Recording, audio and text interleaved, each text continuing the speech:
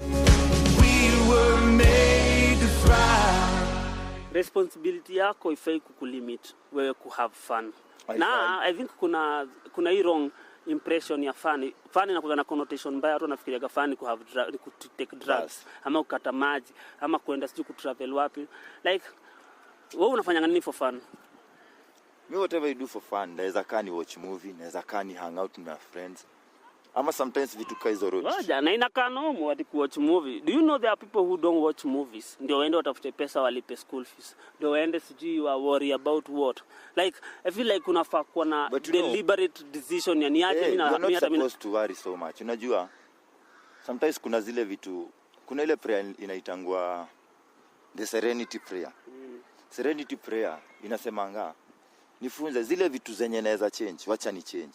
And zenye siwezi to understand them. Unaona?